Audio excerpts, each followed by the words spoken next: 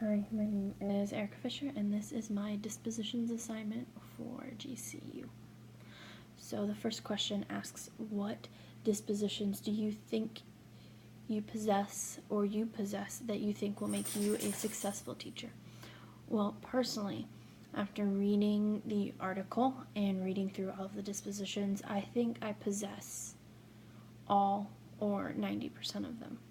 And that's not just because I think I'm already a teacher or I know I'm already a teacher, or I'm just saying that I believe that I was called to be a teacher and that teaching is from the heart and it's a calling, and that to be a successful teacher you need to possess all of these dispositions. So I believe that I do possess them, and I believe that I am continually working on making sure I am possessing them and demonstrating them to the best of their abilities, and I think it is a continual and fluid thing.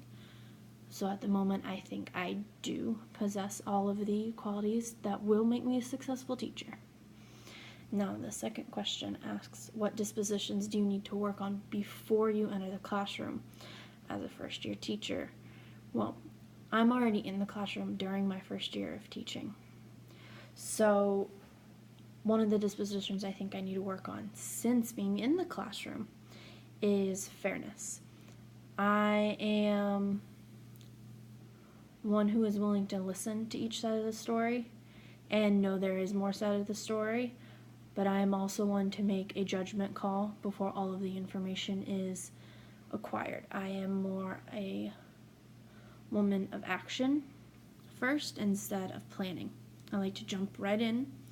So I think working on fairness is probably the biggest one. I need to constantly remind myself that there is more than just one side of the story. There's two. There's always something that I didn't see or that would add more information to shed more light on it. Now the third question asks, how do the dispositions demonstrate your ability to understand other cultures, genders, and learning differences to build stronger relationships with students and families?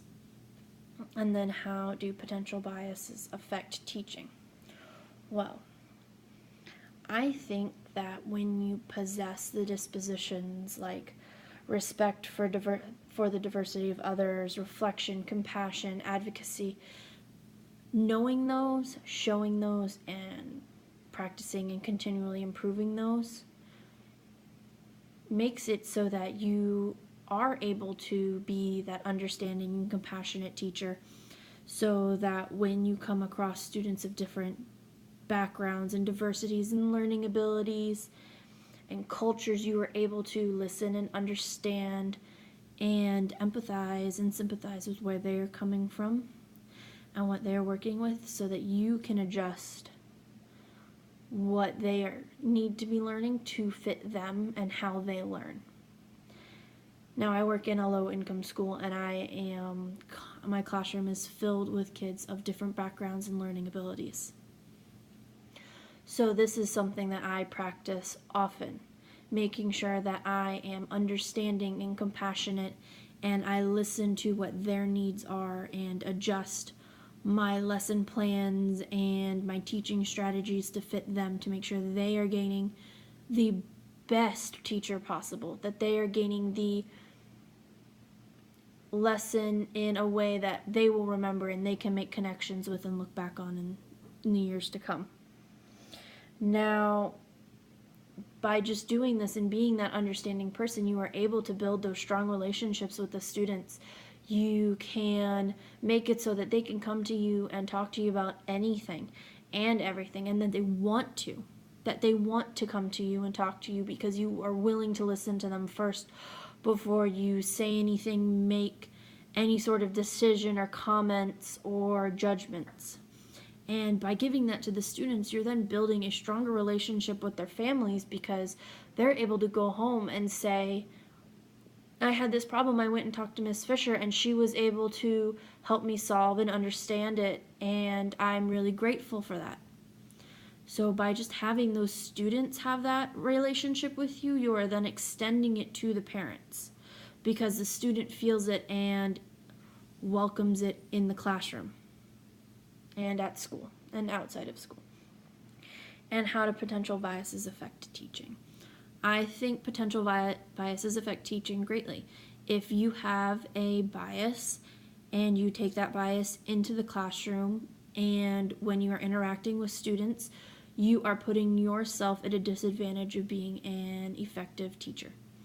You might be able to teach them well, but you will have a classroom of kids who don't necessarily understand you, or you don't understand them because of your preconceived notions. You don't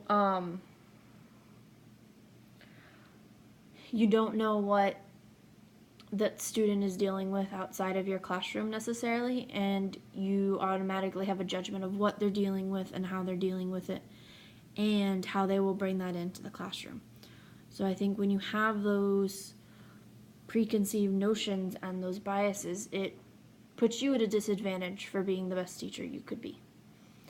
And finally, how do you anticipate using feedback from your annual performance evaluations, observations, and data on student performance to adjust your dispositions and teaching practices to benefit student learning? Now, as I said before, I am already currently a teacher. I teach 4th grade. When it comes to student data, I use it all the time. Every time we have a math test or their math exit ticket, anytime we have a masteries check for the standards in reading, or anytime we have any form of assignment, I look at the data, I look at how each student is performing, and I make adjustments based on that. If time allows and it's something that a majority of the class needs, the data shows that it needs to be revisited, we will go back and we will discuss it more and we will talk about it and we will relearn it.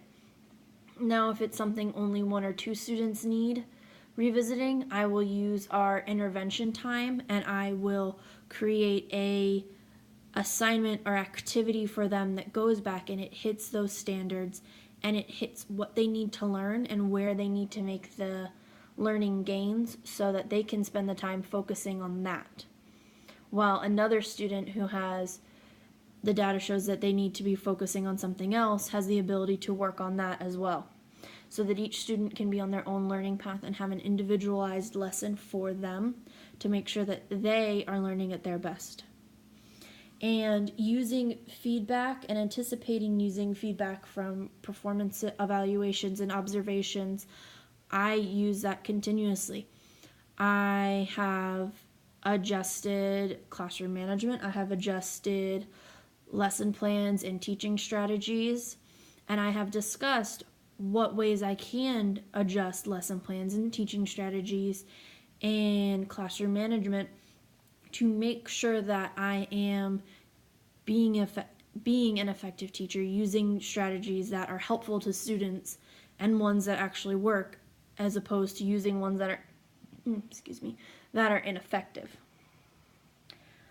I think that when you do all of this, you are able to meet the needs of students and create a learning environment that benefits them so that they are able to make grade level jumps when they need to. If they are below grade level by 1 grade, they're then able to catch up and exceed expectations, or if they're 2 grade levels behind, they're maybe able to jump up to 1 grade level behind or at the beginnings of being on grade level.